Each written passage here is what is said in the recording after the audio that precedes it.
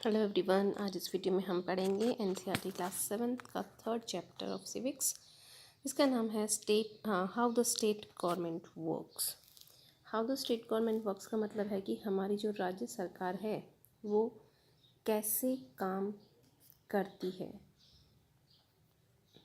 कैसे काम करती है। यानी हम लोगों ने लास्ट ईयर जो है अपने सिलेबस में last year we discuss the fact that government works at 3 level. Last year की अगर हम बात करें तो हमने एक फैक्ट पढ़ा था जिसमें सरकार को हमने 3 लेवल्स पे देखा था कि सरकार जो है वो 3 लेवल पे काम करती है। फर्स्ट है आपका लोकल यानी स्थानीय क्षेत्र पे, दूसरा है स्टेट यानी राज्य स्तर पर, एंड थर्ड इज नेशनल यानी राष्ट्रीय स्तर पर। And look at the work of local government in some detail.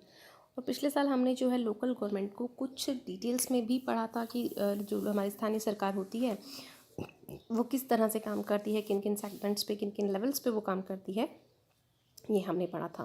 But in this chapter we examine the work of the government at the state level. लेकिन इस चैप्टर में जो है हम अपनी सरकार को स्टेट लेवल पे पढ़ेंगे कि वो किस तरह से हम उनको देखते हैं कि वो किस तरह से काम करती हैं, तो उसको हम ओवरऑल एग्जामिन करेंगे, उसके बारे में डिटेल में पढ़ेंगे। How does this take place in a democracy, और लोकतंत्र में इसका क्या स्थान है। What is the role of a member of the legislative assembly, जो एमएलएज होती हैं उनका क्या रोल होता है वो हम पढ़ेंगे। और जो मिनिस्टर्स होते हैं, मंत्री होते हैं, उनका क्या रोल होता है, यानी विधायक हैं और जो हमारे मंत्री हैं उनका क्या रोल होता है, किस तरह से वो काम करते हैं। How do people express their views, लोग जो हैं वो अपने व्यूज़ हैं, अपने विचार हैं, उन्हें किस तरह से व्यक्त करते हैं।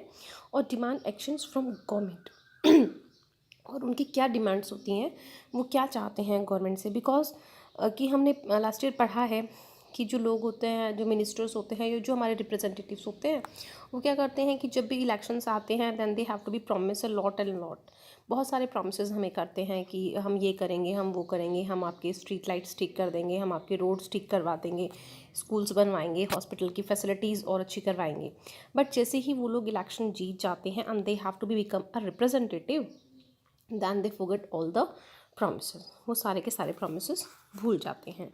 तो जब वो अपने प्रॉमिसेस भूल जाते हैं तो पीपल जो है, आम जनता जो है, वो क्या करती है, वो क्या चाहती है अपने रिप्रेजेंटेटिव से, वो भी हम यहाँ पढ़ेंगे। We look at these questions, हम इस तरह के क्वेश्चंस को भी यहाँ देखेंगे through the example of health, यानी एक उदाहरण हम लेके यहाँ पे चलेंगे स्वास्थ्य का, उस उदाहरण के तहत जो है हम इसमें आगे एक्सप्लेन करेंगे। तो वो जो एग्जाम्पल हमारा स्टार्ट होता है वो यहाँ पे है हुज रिस्पॉन्सिबिलिटी, यानी किसकी जिम्मेदारी है। अगर हमारे एरिया में कोई भी घटना घटती है या कुछ भी ट्रेजिडीज़ होती हैं, कोई भी प्रॉब्लम आती है, तो वो रिस्पॉन्सिबिलिटी किसकी है। यहाँ पे हमें एक पिक्चर दिया गया है जो कि एक स्कूल लाइब्रेरी का है, जिसमें स्टूडेंट्स हैं और 2 गर्ल्स जो है यहाँ पे न्यूज़पेपर रीड आउट कर रहे हैं लाइब्रेरी के अंदर। और इस न्यूज़पेपर में वो पढ़ रहे हैं, hey look at this, it says that there is a water shortage in our state and people are falling sick. लड़की न्यूज़पेपर में पढ़ रही है कि यहाँ देखो, इसमें लिखा है कि हमारे राज्य में पानी की कमी हो रही है और लोग बीमार हो रहे हैं। फिर in many villages people were found to be drinking water unclean water, कई गाँवों में जो है पानी गंदा लोगों को मिल रहा है पीने के लिए।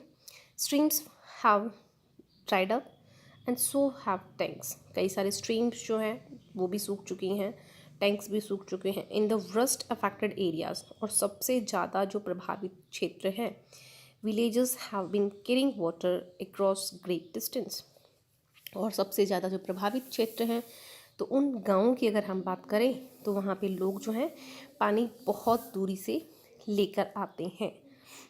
नेक्स्ट इसमें न्यूज़पेपर में पिक्चर दिया हुआ है, एक बच्चे को जो है ग्लूकोज लगाया हुआ है। Then people at the district headquarter Patalpuram receives water supply once in 3 days, यानी जो यहाँ का डिस्ट्रिक्ट हेडक्वार्टर है पातालपुरम, वहाँ पे भी पानी जो है वो 3 दिन में एक बार दिया जाता है।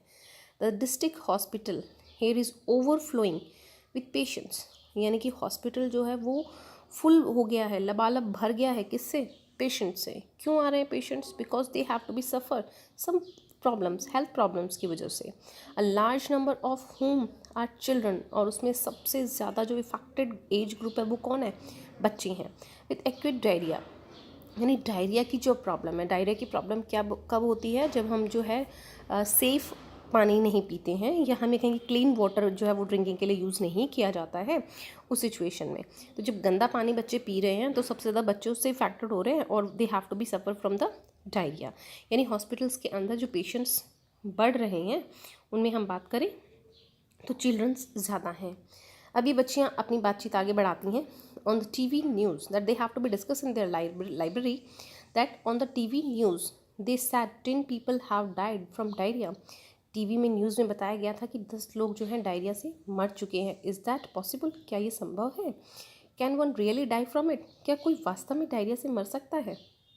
हु नोज़, कौन जानता है। Just hope I don't get it, मुझे नहीं पता।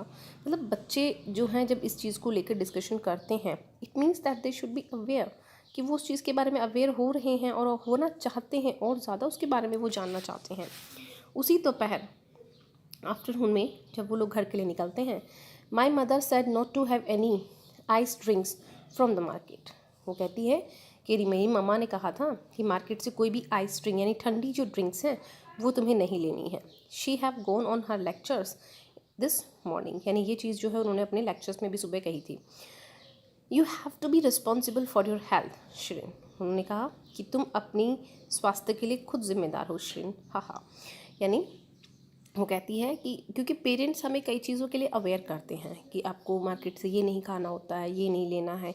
क्यों वो हमें मना करते हैं? क्योंकि वो हमारे हाइजीन को लेकर, या हमारे जो फूड ईटेबल्स जो होते हैं उनको लेकर बहुत ही केयरिंग होते हैं।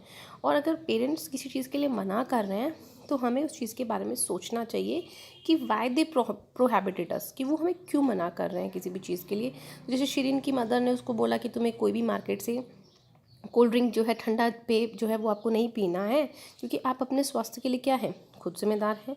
तो वो इस चीज़ को अपनी फ्रेंड को बताती है कि किस तरह से मेरी मदर ने मुझे मॉर्निंग में जो अपने कोल्ड ड्रिंक्स होते हैं मार्केट से उनको पीने के लिए मना किया है। दैन तभी देखिए इन दोनों को आगे पुलिस जो कांस्टेबल है वो मिलती हैं। सडनली बोला मतलब अचानक से, स्टॉप, वो उनको रोक देती हैं। फिर क्या होता है?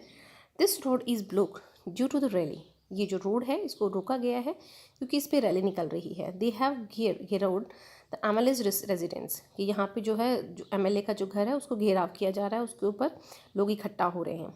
Really? Why has he done something, कि ये ऐसा क्यों कर रहे हैं?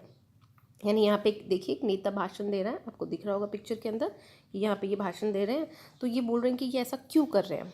हाँ, they seen more angry about what has not done, ये कह रहे हैं कि they seem more angry about what he has not done. He has मतलब कि जो एमएलए है उनके बारे में कह रहे हैं कि ये एमएलए से काफ़ी नाराज़ हैं कि उन्होंने कुछ काम नहीं किए हैं। एंड यहाँ पे जो व्यक्ति है उसका भाषण भी इन्होंने दिया है, ये जो है ये बोल रहे हैं, क्या बोल रहे हैं? And we demanded that the authorities take immediate action, bring the public health situation under control. यानी यहाँ पे जो है ये जो लीडर हैं ये कह रहे हैं कि हम ये चाहते हैं कि जो भी हमारे अथॉरिटीज़ हैं, जो भी हमारे लीडर्स हैं, उनको तुरंत प्रभाव से एक्शन लेना चाहिए और जनता की स्वास्थ्य की जो प्रॉब्लम आ रही है उसे कंट्रोल करना चाहिए। यानी डायरिया की जो प्रॉब्लम हमारे एरियाज़ में इंक्लूड हो रही है या इंक्रीज़ हो रही है उसे आपको कंट्रोल करना चाहिए। Our MLA must take the responsibility for this, हमारे जो विधायक हैं उनको इस चीज़ की जिम्मेदारी लेनी होगी। Then what a loud voice he has, इनकी आवाज़ कितनी तेज़ है। He must a leader or something, शायद ये कोई नेता होंगे। यानी ये दोनों बच्चियाँ आपस में डिस्कस करती हैं। I saw him on TV too, मैंने इन्हें टीवी पे भी देखा है। He is a member of opposition party, ये अपोजिशन पार्टी के लीडर हैं। अब मैं आपको थोड़ा सा एक चीज़ यहाँ बताना चाहूँगी स्टूडेंट्स कि अपोजिशन क्या है। यानी ये जो एमएलए की हम बात कर रहे हैं, ये एमएलए जिनकी बात कर रहे हैं, यानी अभी जो लीडर प्रेजेंट में है, यानी जो विधायक है वो किस पार्टी का है। जैसे हम बात करें तो जो दो मेन पार्टीज़ होती हैं, एक होती है हमारी बीजेपी और दूसरी है हमारी कांग्रेस। ये दो पार्टीज़ हैं, बड़ी जो पार्टीज़ हैं उनकी बात हम यहाँ पे करते हैं, छोटी पार्टीज़ को हम यहाँ पे डिस्कस नहीं करते हैं। तो ये दो बड़ी पार्टीज़ हैं। तो अगर सपोज़ कीजिए कि लीडर आपका बीजेपी का है, एमएलए, ठीक है, तो जो आपका अपोजिशन है वो कौन हो गया, कांग्रेस। और अगर आपके कांग्रेस के एमएलए हैं तो अपोजिशन कौन हो गया, बीजेपी। यानी अपोजिशन का मतलब जो दूसरी पार्टी जो कि अभी अस्तित्व में नहीं है या उनका अभी शासन नहीं चल रहा है, ठीक है। तो ये अपोजिशन लीडर्स हैं। तो अब यहाँ हम बात करते हैं हु इज़ एन एमएलए, कि एमएलए कौन होते हैं, विधायक कौन होते हैं। In the above section you have read about some events in Patalpuram. ऊपर जो एग्जाम्पल हमने पढ़ा है, ऊपर जो सेक्शन हमने पढ़ा है, उसमें हमने पातालपुरम का एक इवेंट, एक घटना के बारे में पढ़ा, जहाँ पे रैली निकाली जा रही है। जो स्वास्थ्य की समस्याएं वहाँ पे जनरेट हो रही हैं ड्यू टू वाटर स्कैर्सिटी, उसकी वजह से जो प्रॉब्लम्स आ रही हैं उसको लेकर वहाँ के जो लोग हैं वो काफ़ी गुस्से में हैं। और उनका सपोर्ट कौन कर रहा है, जो अपोजिशन लीडर्स हैं वो सपोर्ट कर रहे हैं। You may be familiar with some official name such as collector, medical officer etcetera. कई ऐसे नाम होंगे जिनको आप जानते भी हैं, काफ़ी फैमिलियर भी आप उन नामों से होंगे। जैसे कि हम बोलते हैं कलेक्टर है, मेडिकल ऑफिसर है ना। तो इस तरह से हम उनको जानते हैं बाय देयर पोस्ट, हम डेजिग्नेशन के थ्रू जानते हैं कि ये हमारे कलेक्टर हैं, ये डिप्यूटी कलेक्टर हैं, ठीक है, ये हमारे जो है डिस्ट्रिक्ट एजुकेशन मिनिस्टर हैं, इनको जानते हैं हम, ठीक है। But have you heard N MLA, लेकिन क्या कभी आपने किसी एमएलए के बारे में सुना है या एमएलए वर्ड सुना है। एंड द लेजिस्लेटिव असेंबली, या आपने लेजिस्लेटिव असेंबली के बारे में सुना, यानी विधानसभा के बारे में सुना है, या किसी विधायक के बारे में सुना है आपने। Do you know the MLA of your area, क्या आप अपने एरिया के विधायक को जानते हैं। Can you identify which party he she belongs to, यानी वो किस पार्टी को बिलोंग करते हैं। जैसे मैंने अभी ऊपर आपको बताया कि एक पार्टी सपोज कीजिए बीजेपी है, दूसरी पार्टी कांग्रेस है। तो क्या आपको पता है कि हमारे जो एरिया है वहाँ के जो विधायक हैं वो कौन सी पार्टी को बिलोंग करते हैं, कांग्रेस को बिलोंग करते हैं या बीजेपी को बिलोंग करते हैं। Member of the legislative assembly MLAs are elected by people. ये जो मेंबर्स होते हैं लेजिस्लेटिव असेंबली के, इनको भी इलेक्ट कौन कर रहा है, पीपल्स कर रहे हैं, यानी हम लोग ही करते हैं।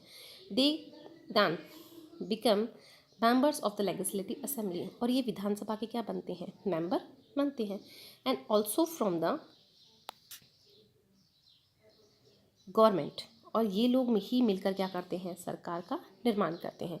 इन दिस वे, इस तरीके से अगर हम बात करें, दैट एमएलएज रिप्रेजेंट पीपल, कि जो विधायक होते हैं, जो एमएलएज होते हैं, मेंबर ऑफ लेजिस्लेटिव असेंबलीज, ये लोगों को रिप्रेजेंट करते हैं। The example below will help us understand this pattern. नीचे एक और एग्जाम्पल दिया गया है जिससे हम इस चीज़ को और भी अच्छे से एक्सप्लेन कर सकते हैं या अंडरस्टैंड कर सकते हैं, उसे और अच्छे से समझ सकते हैं। Every state in India has a legislative assembly. Bharat में हर एक राज्य में क्या है, लेजिस्लेटिव असेंबली है, यानी विधानसभा है। अपने यहाँ राजस्थान की कहाँ पे है, जयपुर में है। अगर आप कभी गए हैं और आपने विधानसभा देखी है तो ये है।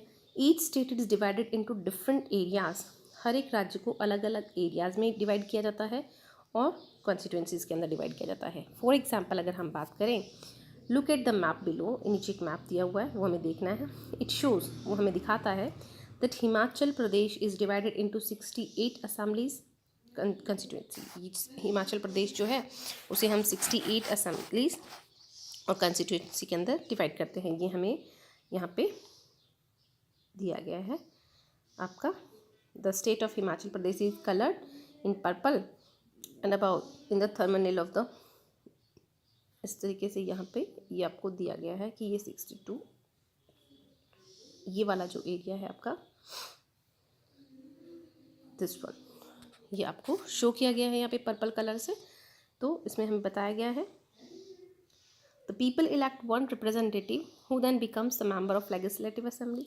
यहाँ पे हम बात करें कि लोग जो हैं अपना एक रिप्रेजेंटेटिव चूज़ करते हैं, then becomes a member of legislative assembly, जो कि विधानसभा का क्या बनता है, मेंबर बनता है, यानी वो एमएलए बनता है, विधायक बनता है। यू मस्ट हैव नोटिस आपने इस चीज़ को नोटिस किया होगा, ध्यान दिया होगा कि that people stand for the elections, कि वो लोग जो चुनाव में खड़े होते हैं in the name of different parties, अलग अलग पार्टियों के नाम पे। These MLAs therefore belong to different political parties. तो ये जो एमएलएज होते हैं ये अलग अलग पार्टियों को क्या करते हैं, बिलोंग करते हैं। यानी कोई हो सकता है बीजेपी से हो, ठीक है, कोई कांग्रेस का हो सकता है, या फिर हम और भी जैसे पार्टी कहें आप पार्टी का हो सकता है, या एटसेट्रा हम बात करें कि बहुत सारी पार्टीज़ होती हैं जो निर्दलीय भी होते हैं, ठीक है। So whatever they have to be from belong from the other political parties. How do people who are MLAs become ministers और चीफ मिनिस्टर्स। तो ये लोग जो होते हैं, how do people who are MLAs, कि जो लोग एमएलएज होते हैं, हम कहें कि जो विधायक होते हैं, बिकम मिनिस्टर्स, वो मिनिस्टर्स भी बनते हैं और चीफ मिनिस्टर्स भी बनते हैं। क्या political party whose MLAs have won more than half of the number of constituency in the state can be said to be in a majority। जैसे कि हम बात करें कि कोई भी एक पार्टी है, हम यहाँ पे फिर एग्जांपल लेके चलेंगे अपने बीजेपी एंड कांग्रेस का। चलिए बीजेपी का ले लिया हमने और कांग्रेस को ले लिया हमने, ठीक है। तो अगर सपोज़ कीजिए कि हम राजस्थान की ही बात करते हैं, तो राजस्थान से अगर हम मानते हैं कि बीजेपी को सपोज़ कीजिए हम 60 की सीट्स पे लेके चलें, या इक्वली लेके चलें, या कम ज़्यादा लेके चलते हैं, ठीक है। तो बीजेपी सपोज़ कीजिए 70 सीट्स लेके आता है और कांग्रेस को मिलती हैं 80 सीट्स, यानी मेजॉरिटी किसकी है, कांग्रेस की है। या फिर हम बात करें कि हमारे बीजेपी जो है उनको सपोज़ कीजिए कि 80 सीट्स मिलती हैं, और जो कांग्रेस है उसे सपोज़ कीजिए कि 70 सीट्स मिलती हैं, ठीक है। तो मेजॉरिटी किसकी होगी ज़्यादा, वोट्स किसके पास हो गए, एमएलए किसके ज़्यादा हो गए, बीजेपी के हो गए, ठीक है। इसी तरीके से अगर इनके कांग्रेस के ज़्यादा हैं, तो अगर इनके पास मेजॉरिटी ज़्यादा है, इनके 70 है और इनके 80 है, तो मेजॉरिटी किसकी ज़्यादा होगी, कांग्रेस की होगी। तो इनके एमएलएज क्या हो जाएंगे, ज़्यादा हो जाएंगे। तो इनके जो एमएलएज हैं उनके पास में ये पावर्स होती हैं कि वो अपना क्या कर सकते हैं, चीफ मिनिस्टर क्या कर सकते हैं, चूज़ कर सकते हैं। The political party that has the majority is called the ruling party. और जिस पार्टी के पास में क्या होंगे, मेजॉरिटी होगी, यानी जिसके विधायक ज़्यादा होंगे, वो पार्टी क्या करेगी, अपनी रूलिंग पार्टी बनेगी, वो शासन करेगी उस राज्य के ऊपर। जैसे कि अगर हम राजस्थान की भी बात करते हैं, तो राजस्थान में अभी चीफ मिनिस्टर कौन सी पार्टी का है, कांग्रेस पार्टी के हैं। यानी कि अभी जो इलेक्शंस हमारे हुए थे, उन इलेक्शंस में मेजॉरिटी किसको मिली, कांग्रेस को मिली। तो यहाँ पे रूलिंग पार्टी कौन है, कांग्रेस है, और जो अपोजिशन पार्टी है वो कौन है, बीजेपी है। And all the other members are called the opposition. और दूसरी पार्टी जो है उसे हम क्या कहेंगे, अपोजिशन कहेंगे। यानी अगर प्रेजेंट की हम बात करें, तो प्रेजेंट में राजस्थान में जो रूलिंग पार्टी है वो कौन है, कांग्रेस है, जिसके कि आपके जो चीफ मिनिस्टर वो कौन है, अशोक गहलोत है। अपोजिशन पार्टी कौन सी होगी, आपकी बीजेपी होगी, ठीक है। तो इस तरीके से हमको समझना है कि जो भी जिन भी हम कहें कि एमएलएज की मेजॉरिटी ज़्यादा होगी वो पार्टी रूलिंग होगी, और जिनके मेंबर्स कम होंगे वो क्या होंगे, अपोजिशन पार्टी होगी। For example, the Legislative Assembly of the state of Himachal Pradesh has 68 MLAs constituency। तो हम कह सकते हैं कि हिमाचल की जो लेजिस्लेटिव विधानसभा जो है उसके 68 MLAs हैं, ठीक। Candidates from the various political parties won the 2007 Assembly elections and become MLAs। कि हम कहें कि 2017 में जो असेंबली इलेक्शंस हुए थे उसके अंदर जो है जितने भी कैंडिडेट्स जीते थे अलग अलग पार्टियों के, वो एमएलए बने। Since the total number of MLAs in the legislative assembly is 68। तो टोटल नंबर ऑफ जो विधानसभा के अंदर जो एमएलए आए चुनकर, विधायक चुनकर आए, वो 68 हो गए। A political party would have needed to more than 34 MLAs in order to gain a majority. और पार्टी को कितने हम ये कहें कि मेजॉरिटी चाहिए, 34 MLAs चाहिए। The Bharatiya Janata party BJP with 44 MLAs। तो इसके अंदर अगर हम बात करें तो भारतीय जनता पार्टी को जो एमएलए मिले वो कितने मिले, 44 मिले। एंड हैड मेजॉरिटी, और इसी के साथ में उनको क्या मिली, मेजॉरिटी भी मिली। यानी जहाँ पे 34 ही चाहिए तो बीजेपी को कितने मिल गए, 44 मिल गए, यानी 10 ज़्यादा मिल गए। And it become the ruling party, और ये बीजेपी क्या बन गई, यहाँ पे रूलिंग पार्टी बन गई। All other MLAs become the opposition, और बाकी के जितने भी एमएलएज थे वो विरोधी पार्टी में चले गए। इन दिस केस, तो इस तरह का जो केस होता है, द इंडियन नेशनल कांग्रेस INC जो है was the major opposition party. ये एक बड़ी अपोजिशन पार्टी के सामने आ गई। Since it had the largest number of MLAs after the BJP, क्योंकि BJP के बाद दूसरे जो MLAs सबसे ज़्यादा जिस पार्टी के पास थे वो क्या बनी, अपोजिशन पार्टी बनी, और वो कौन थी, कांग्रेस पार्टी थी. After the BJP among the opposition were other parties including those who had been elected as independent candidates. अगर हम कहें कि among the अपोजिशन के साथ में वो दूसरी parties including those who had been elected as independent candidate, यानी स्वतंत्र कैंडिडेट्स के रूप में जो भी इलेक्ट होके आए हैं वो इसमें इंक्लूड हो जाते हैं, वो इसमें मिल जाते हैं. After the elections the MLAs belonging to the ruling party with elect their leaders, और जितने भी MLAs होते हैं इलेक्शन के बाद में क्या करते हैं, जब वो चुने जाते हैं, जब वो जीत जाते हैं तो वो अपने लीडर को चूज़ करते हैं, who will become the chief minister, जो क्या बनता है, चीफ मिनिस्टर बनता है. इन दिस केस, और इस केस में the BJP MLAs choose Shri Jairam Thakur as their leader. BJP की जो MLAs हैं, विधायक हैं, उन्होंने जयराम ठाकुर जो हैं उनको अपना लीडर चुना. And he became the chief minister, और उनको क्या बना दिया, मुख्यमंत्री बना दिया. The chief minister then selects other people as minister. अब चीफ मिनिस्टर जो क्या होता है, वो हेड हो जाता है स्टेट का. अब वो जितने भी MLAs हैं, जो विधायक हैं, उनको क्या करेंगे, मिनिस्टर्स की जो पोस्ट होती हैं अलग अलग, वो उनको डिनोट करते हैं. After the election it is the governor of the state who appoints the chief minister and another ministers. कि इलेक्शंस के बाद में गवर्नर क्या करता है कि किसी भी राज्य के चीफ मिनिस्टर को अपॉइंट करेगा और दूसरे मिनिस्टर्स को भी अपॉइंट करता है. The chief minister and other ministers have the responsibility of running various government departments और मिनिस्ट्रीज. मुख्यमंत्री जो भी होंगे और दूसरे जो मंत्री हैं उन सबकी ये जिम्मेदारी होती है कि वो उस राज्य की क्या करेंगे, जितनी भी सरकार से जुड़े हुए जो डिपार्टमेंट हैं या मिनिस्ट्रीज़ हैं उनको क्या करेंगे, रनिंग में लेके आएंगे, उनको उनके अंदर काम करते हैं. दे हैव सेपरेट ऑफिस, सबके अलग अलग ऑफिस होते हैं. A legislative assembly is a place, विधानसभा जो होती है एक ऐसा स्थान होता है where all the MLAs whether from the ruling party और फ्रॉम द अपोजिशन, जहाँ पे चाहे तो MLA जो हैं विधायक जो हैं वो रूलिंग पार्टी के हों चाहे अपोजिशन पार्टी के हो, meet to discuss various thing. वो वहाँ पे इकट्ठा होते हैं और क्या करते हैं, वेरियस चीज़ों को, यानी अलग अलग चीज़ों को क्या करते हैं, डिस्कस करते हैं. Hence some MLAs have dual responsibilities, कई जो विधायक होते हैं उनके पास में दोहरी जिम्मेदारियाँ भी होती हैं. वन एज एन MLA, एक तो वो विधायक होते हैं, and other as a minister, और हो सकता है वो किसी फील्ड के अंदर, जैसे कि परिवहन मंत्री हो सकता है, स्वास्थ्य मंत्री हो सकता है, शिक्षा मंत्री हो सकता है, यानी किसी भी मंत्री पद की जो रिस्पॉन्सिबिलिटी है उस MLA को दी जा सकती है. We will read about this further, इस चीज़ को हम आगे भी पढ़ेंगे. तो आज के लिए इतना ही. I hope students you all have to be understand. Now thank you for watching my